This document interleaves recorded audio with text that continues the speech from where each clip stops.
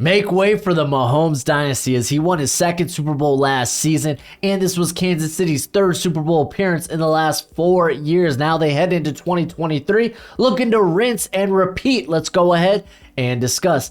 And what's crack-a-lackin'? It's your boy Broshmo, just in case you did not know, so go ahead, become bro and subscribe. Leave this video a thumbs up if you enjoy the content as always. Let me know what you think in the comment section below. Let's have that nice, beautiful football discourse. Is Chiefs Kingdom. I'm talking about you Kansas City Chiefs. We're going to go over the coaching staff, the scheme, and the roster, but stick with me until the end of the video because I'm going to give you my prediction on the Kansas City Chiefs in 2023. So without further ado, let's go ahead, get into the nitty gritty with this coaching staff, as Andy Reid's going to go down as a top 5 head coach of all time. He has been nothing but wonderful since arriving here in 2013 for the Kansas City Chiefs. Obviously, shortly after that, he drafted Patrick Mahomes, and kind of the rest is history. This team has just been a bit of a juggernaut, and Andy Reid is just a phenomenal offensive play caller. What he does specifically schematically, a guy that is evolved with the times. He's got this pro spread system where there'll be a good amount of RPO. And the one thing that changed last year was, for the most part, it was the blocking scheme, as this was usually like a man up blocking scheme, and they kind of leaned more on more outside zones, so to speak. But much like with like a Shanahan type of wide zone scheme, he incorporated a lot of counters. And I mean, with the road graders he has there at guard, it doesn't surprise me. You want to keep those guys involved. But yeah, no, this offense continues to be a top 3 offense in the NFL. We'll talk about that when we get to the offense. But he does now with Eric Bieniemy go. He's in Washington. They actually promote a blast from the past, so to speak, in Matt Nagy, as he was the QB coach last season. He was actually formerly a OC under Andy Reid here with the Chiefs.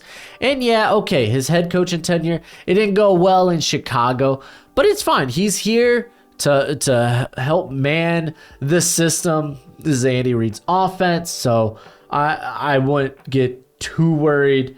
Oh man, how's Matt Nagy gonna ruin this? He's not. He didn't do it in 2016 and 2017. It's fine. It's fine, guys. Defensively, I don't want to say I'm like the biggest fan of Spag. Like, some things I'm not in love with, but like, Spag's he's just a good DC. He really, really is. He comes in with this 4-3 defense. He likes to play a lot of man coverage, a lot of cover 2.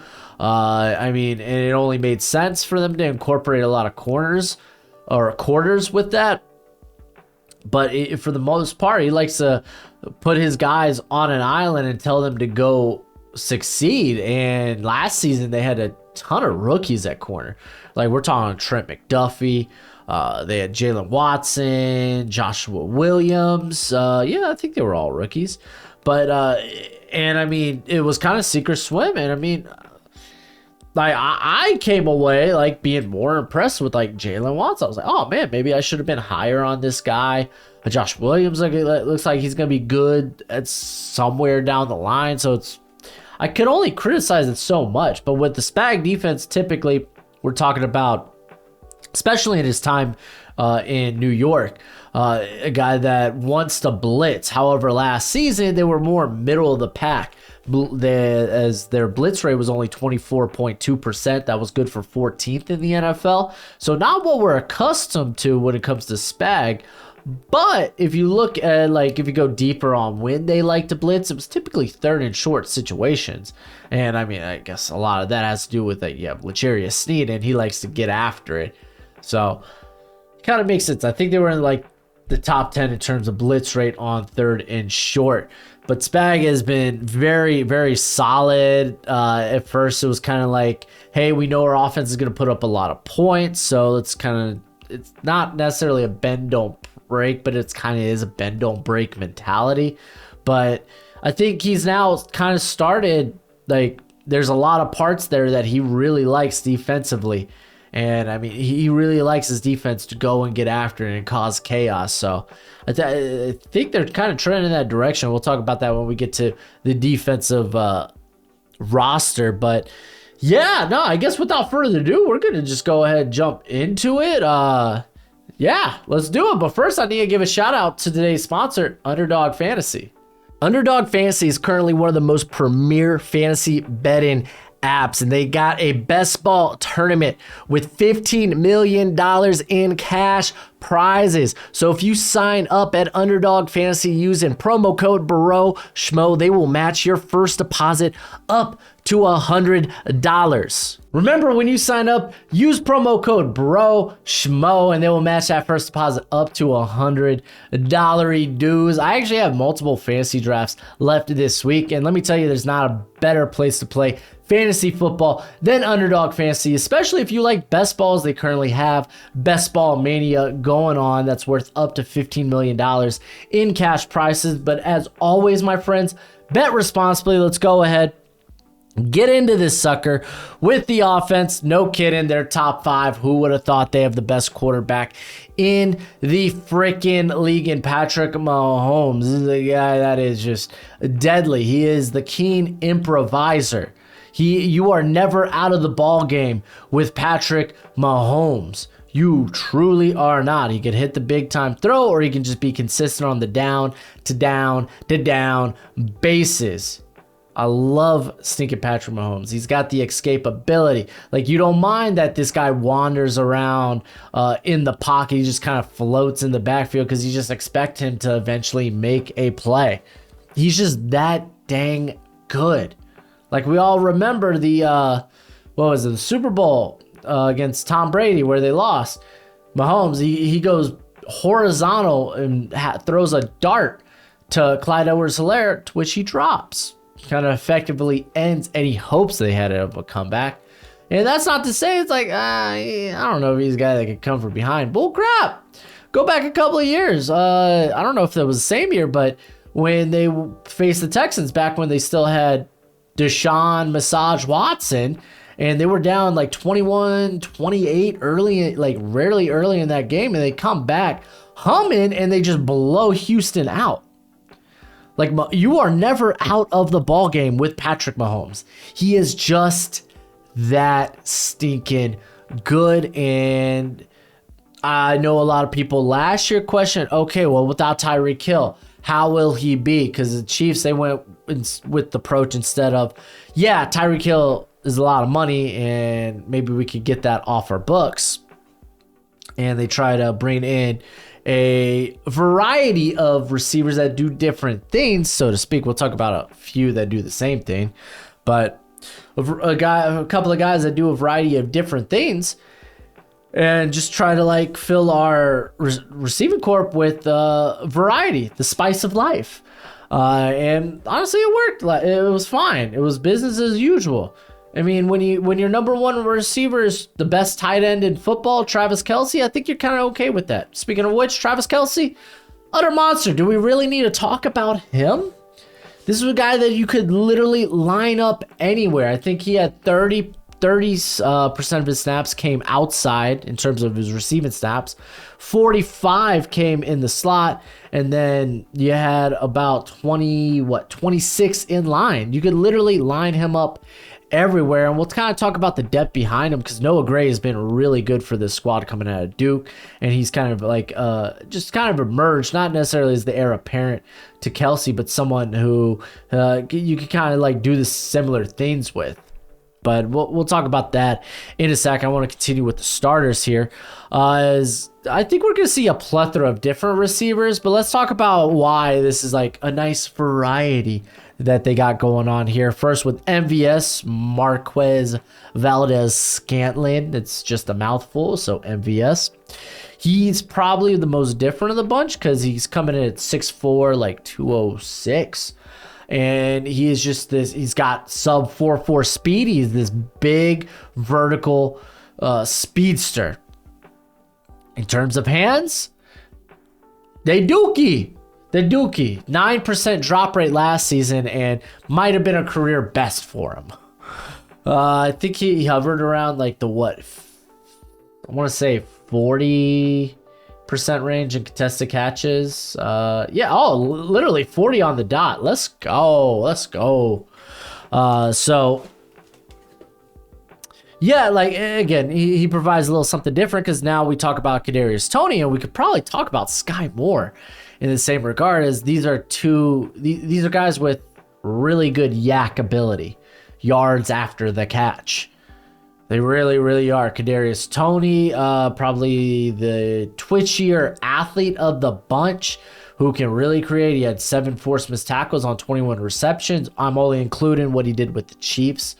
But that's how he was last season. It was solid. It was solid. And I mean, Sky Moore, 7 forced missed tackles on 27 receptions. So Toney, I suppose, did a little better in that regard. But I mean, Sky Moore has phenomenal hands. I liked him at Western Michigan. I think he only had like a 3% drop rate last year. And to be fair, it's like he definitely finished the season a hell of a lot better than he started it. And I just kind of hope he continues to grow from there on out. Let's go ahead, kind of like go a little bit deeper here with the roster now that we've had cuts. This is what their roster looks like. And I do want to quickly mention Jerick McKinnon. He is a very, very good receiving back. Had 9 receiving touchdowns for the squad last season, if you include the playoffs. And I mean, so much so, like he essentially, him and Pacheco replaced Clyde Edwards-Helaire. Like Clyde Edwards-Helaire, I think he's still a solid receiving option. It's just he's more well balanced in like the total package. However, it's not a great package. Like you look at this, and Clyde Edwards-Helaire, first round pick. This is just kind of like more proof in the pudding in terms of, if you're going to draft a running back in the first round, he better be hella good instead of just getting some guy that you could probably get day 2. So Clyde Edwards-Helaire kind of falls into that. Yeah, he was probably a day 2 option. He was, I think, outside my top 40, no, he was probably in the top 50. I don't know. I'd have to go back and look. But you look at who's produced for you. It's your 7th round pick and a value free, like a best value free agent. Like legit. Like they got him on a good deal over your first round pick. It's like, it's just kind of the truth. Like, are there exceptions to the rule? Absolutely. But Clyde Edwards-Helaire, he didn't fall under that exception, and it ends up just being a really bad pick.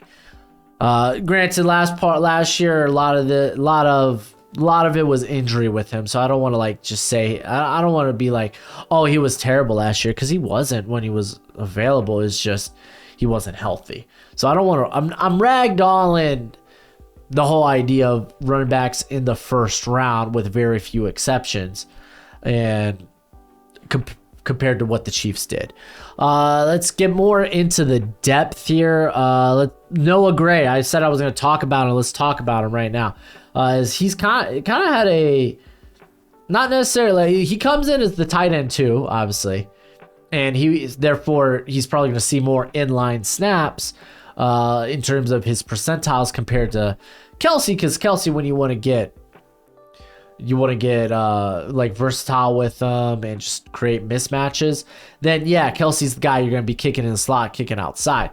But that's not to say Noah Gray didn't do plenty of that, as 20% of his snaps came in the slot, and then 11% of his snaps came in out wide boundary. So yeah, he's kind of versatile in that regard, and he has really developed into quite the nice player. Not to say that he's not on a Kelsey level. No one is. But he's developed into a nice player. They also have Blake Bell there, the former quarterback from Oklahoma. He's a nice trick play waiting to happen. Just a really good tight end 3 to have on your roster. Do have to mention Jody Fortson here, someone that last couple of seasons you've been waiting for the breakout with him, and Unfortunately, he got sent to IR with the shoulder injury.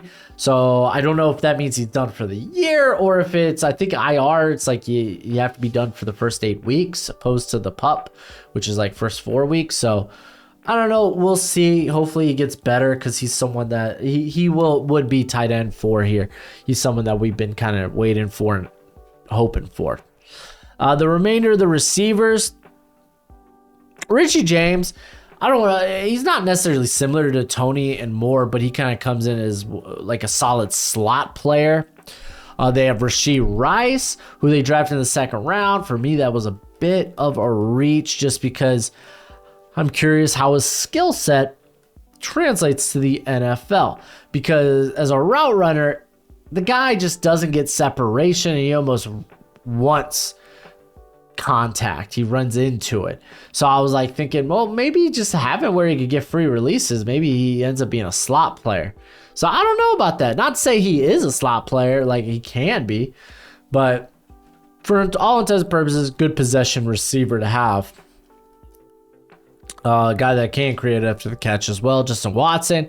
Kind of was a solid wide receiver 4 for him last year, but he's really not much more than that. Justin Ross is the guy to look at, because we talk about variety as the spice of life, especially when it comes to the receiver room. And they don't have a guy like this on the roster. Remember, MVS, he doesn't have the ball skills. He just doesn't. Justin Ross kind of does. He kind of like, he emerged freshman season at Clemson. And then after that, it was injuries. It was just lack of good play that kind of sunk his stock. And more in particularly, it was the injuries. And he had the spine issue that he came back from. And then even picked up his UDFA. He had his year ended last season because of injury. It's good to see him healthy. I think he was battling injury during training camp, or the preseason. But he is a highlight catch waiting to happen. Something that I said after his freshman season.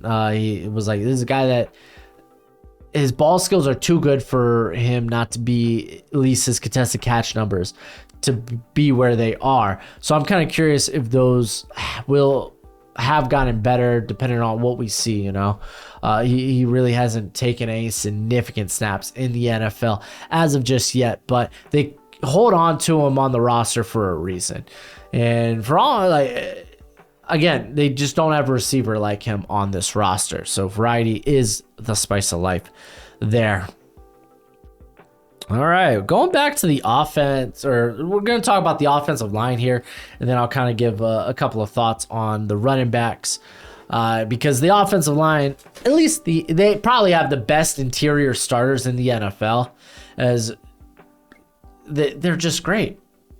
They're just great. Creed Humphrey might be the best center in football, depending on how you feel Jason Kelce. How you feel about Jason Kelce? Do you think the play has slipped a bit from him? I don't know. Like Creed Humphrey, though, if you don't have him at 1, you have him at 2. He's just that stinking good. He really, really is. Joe Tooney and Trey Smith, these guys are just road graders on the offensive line there at guard. This is why the team was used to run a ton of duos. This is why now they're running a ton of counter, because it's like, hey, let's get these guys going. They're hella good.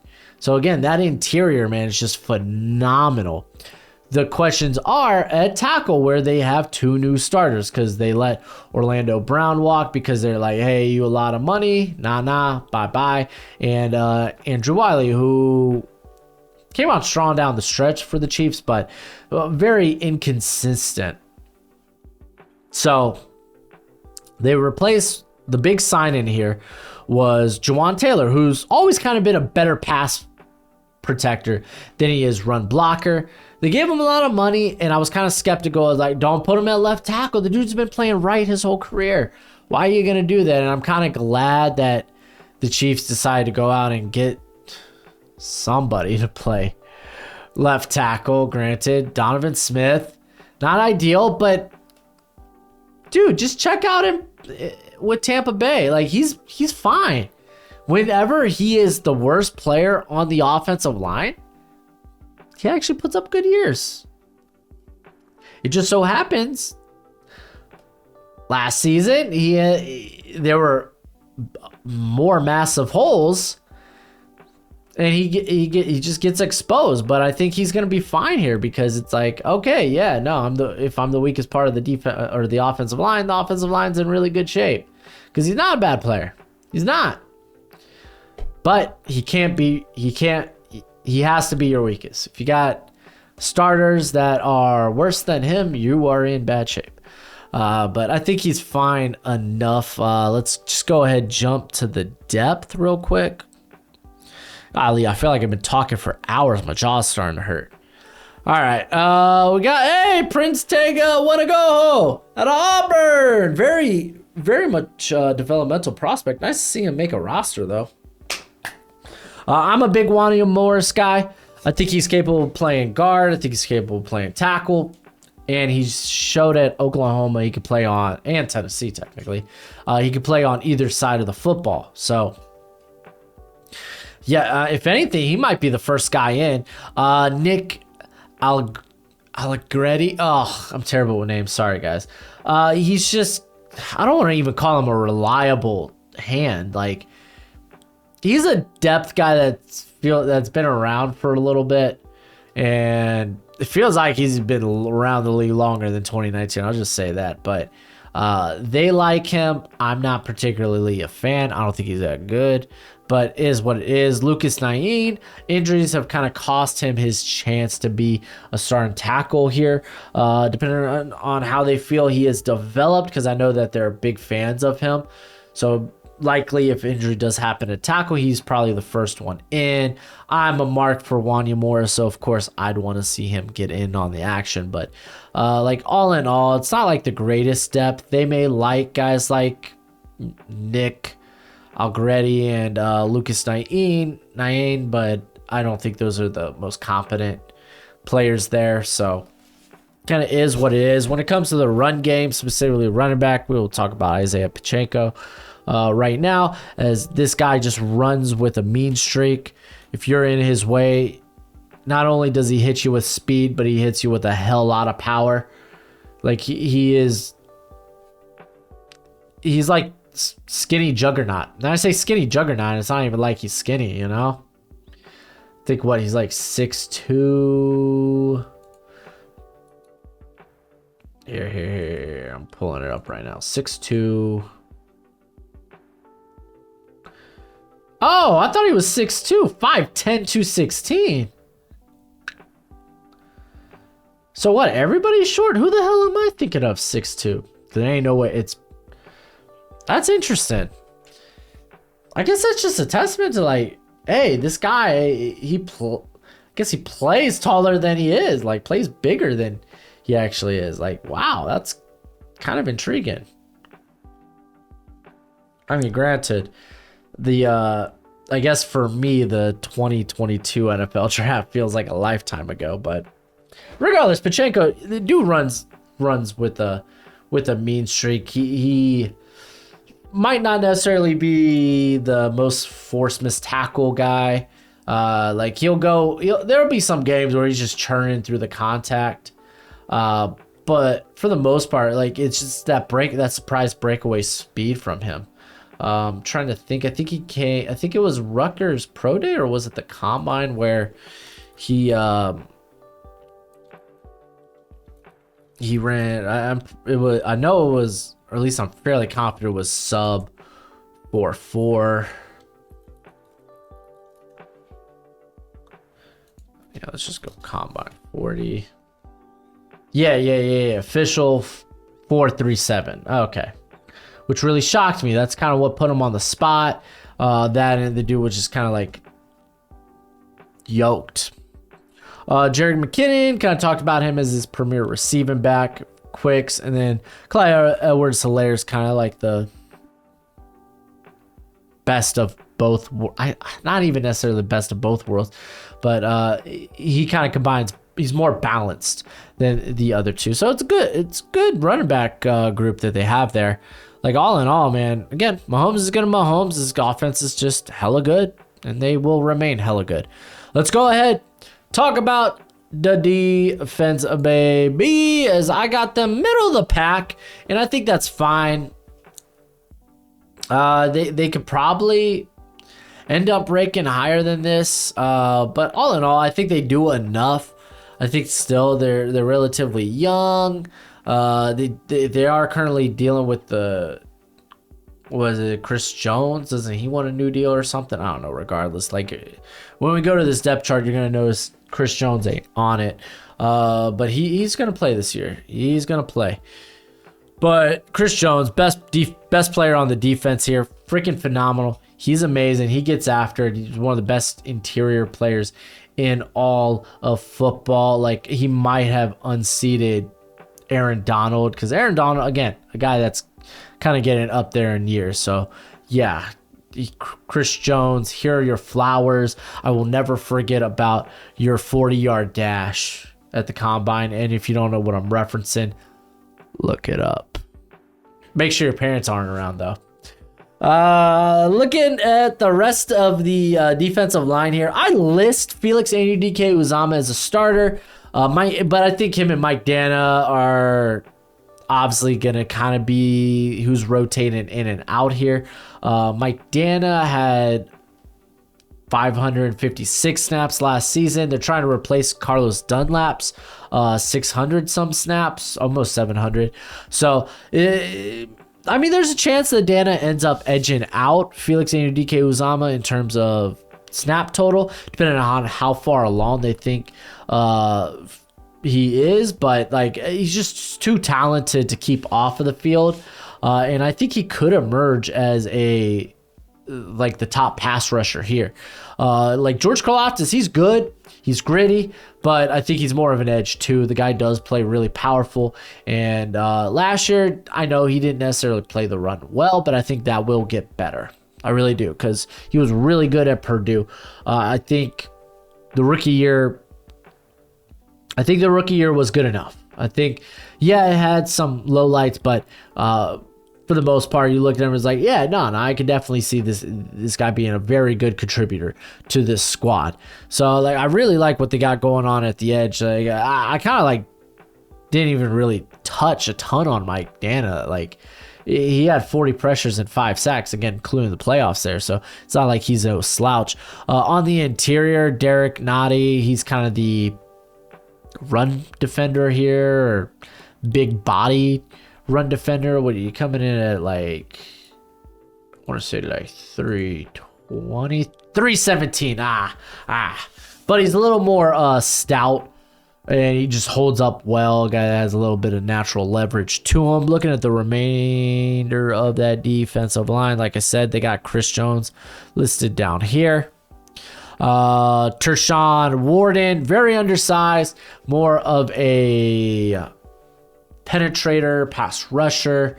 Well, didn't really get on the field a ton. Oh, he must have been banged up last year. Only played in 5 games. So that's fine. Keandre Coburn, I think, is kind of the Nottie replacement, or at least that's what they're going to be developing him as. Another guy that's big-bodied, very good run stuffer. He's just a big pile to move in the middle. He just eats space. And he showed, I know, final year there at Texas, but he kind of emerged as a pass rusher. They have Matt Dickerson. Honestly, couldn't tell you much about him, so I'm not really going to say anything. But they do add Neil Farrell from Las Vegas in a late-minute trade, who's another big body, but he's more of a penetrator coming out of LSU there. Again, big space eater, more of a penetrator, so more of a late-down guy. BJ Thompson is here really just as someone to develop. I'm kind of shocked he made the roster, but the dude has insane explosive get off, and if they're looking for someone who can like go Y9 or maybe be an extra rusher they have off the edge, like he can be that guy. Malik Herron is more of this solid edge setter, coming from Georgia a few years ago. I think he ended up going undrafted because he had an injury during the All-Star circuit, I'm pretty sure. But let's talk about the linebacker core, because I really like the linebacker core. Nick Bolton, I was a huge fan of. I was very high on him coming out of Mizzou. And it was great to see it all pay dividends. I knew the guy wasn't the best athlete. I knew it. But the way he played football, the way he just went, like, you wouldn't really find this cat out of position, was just wonderful. And guess what? Last season, he was freaking phenomenal. I think he was in the top 5 in tackles. He had that pick 6. He had 12 pressures. He had 2 interceptions. Wow. Like it. Love to see it. But he's complemented pretty well here by Willie Gay, who is just flies all over the field. Phenomenal athlete. And I'm kind of curious because his contract will be up after this season. If there are plans to hold on to him or what they're necessarily going to do there. Let's talk about the depth at linebacker as Leo Chenal. Maybe that is their plan. Leo Chenal will usurp Willie Gay as the, maybe not this season, but maybe if they don't re-sign him. He was my linebacker 1 in 2022. Like, I bought into all the hype. Like, the dude had a phenomenal combine, and while he was limited in what he was asked to do in coverage at Wisconsin, I think with his athletic ability, it was like, oh, but if they wanted him to do more, he's capable of it.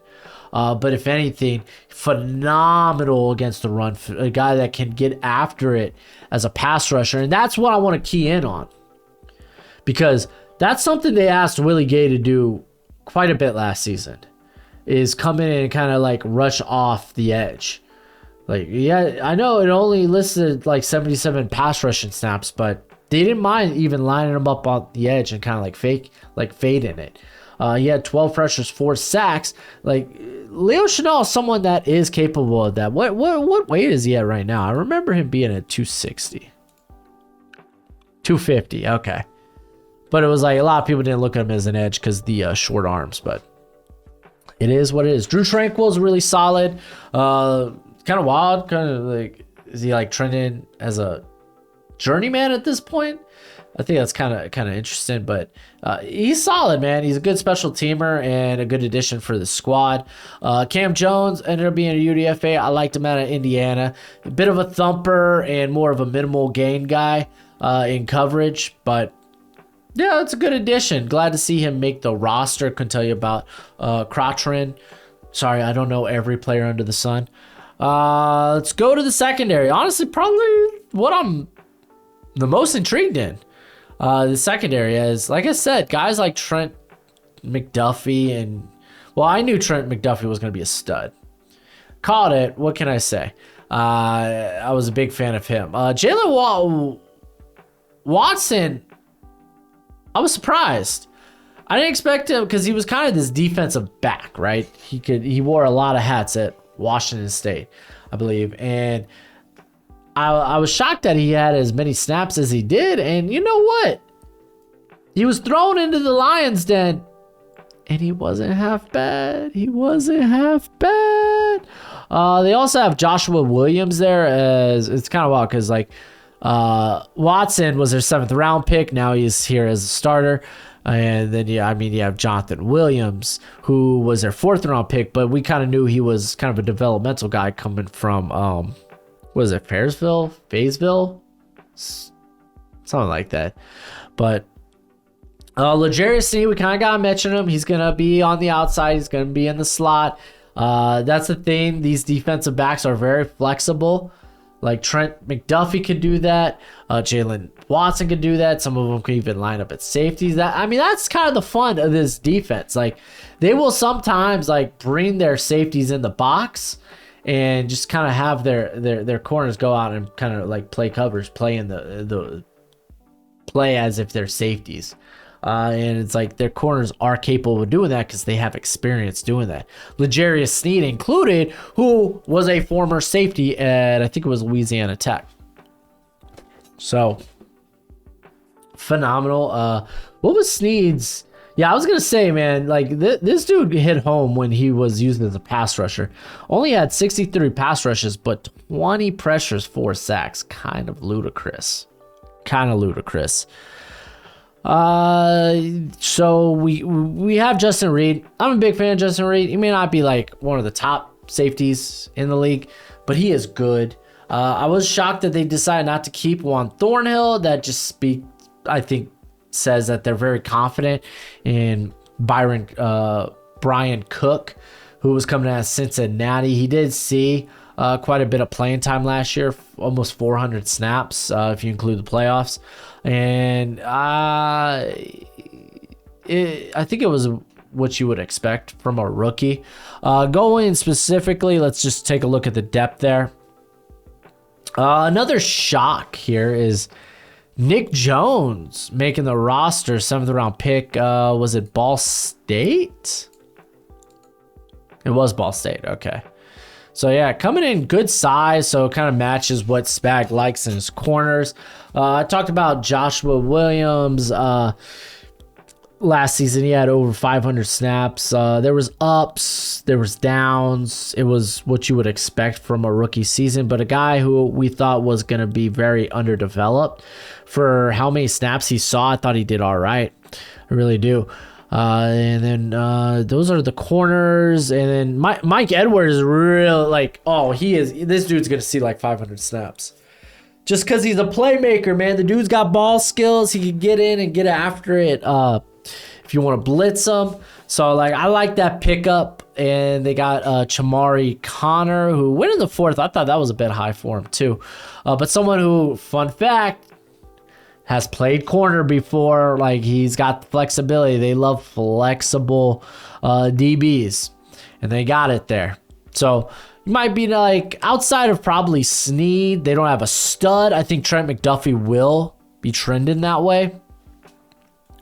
But, like, all in all, like, it's a really good defense. I feel like maybe I'm underrating them quite a bit. But I do have questions about the pass rush. And if Chris Jones does end up missing time, which I don't think he will. But, like how that takes a lot from the defense. That's your best pass rusher. So, I don't know. We'll see. All in all, the defense does enough, and that's all you could ask from them. So let's go ahead. Let's get to the reason why you're here. Let's talk about my predictions for the Kansas City Chiefs. As who would have thought, 13-4, and that's probably low. That's probably low. Low. Yeah, I had this team making a Super Bowl.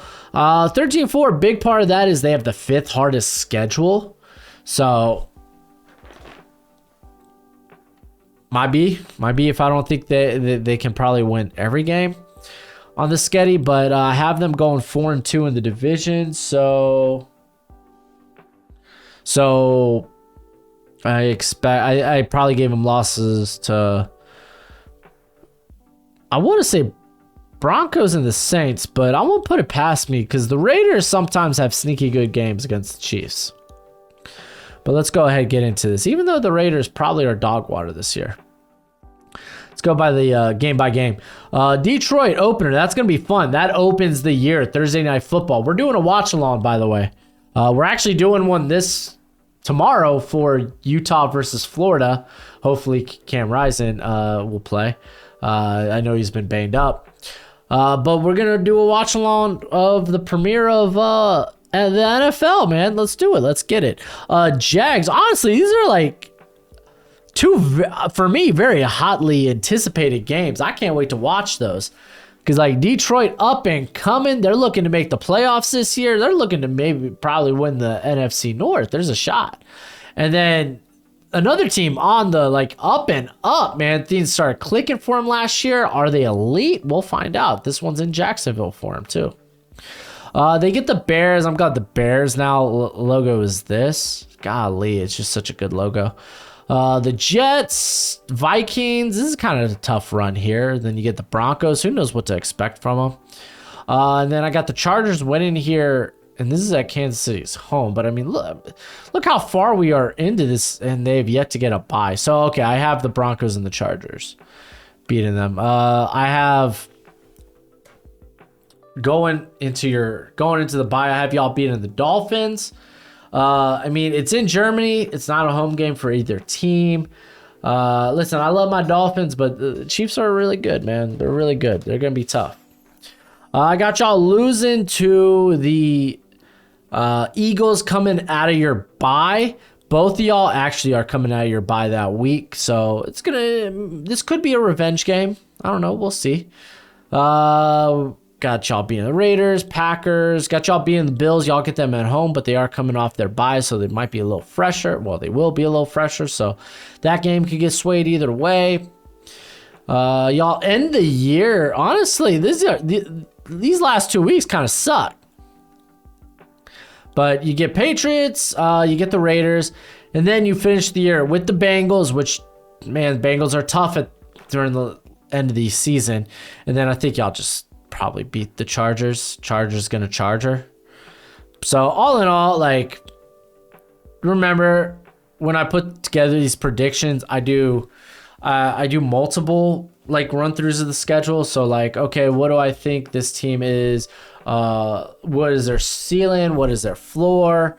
And then I do just kind of like, okay, this is average what I think will happen. And I just kind of like mold those into what my prediction is for the squad, and voila, here we are.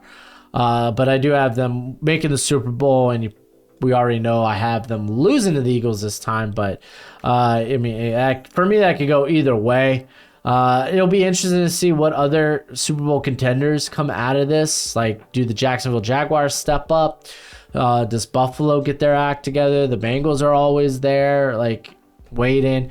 Does Dallas break the curse? San Fran's gonna be there. Can they stay healthy at quarterback? So like, there's a lot that could happen. So we'll talk about the Eagles Friday. Remember, we wrap up this series. I think I'm gonna do a 2-round mock draft. That's right. And I do this series in a draft order. So this is gonna the same order of this series we're gonna be doing at the we're gonna be doing for our mock draft. So that's gonna be a blast. But that's it for the video. Go ahead, do the YouTube thing. And as always, until next time, you be easy, my friends. Later.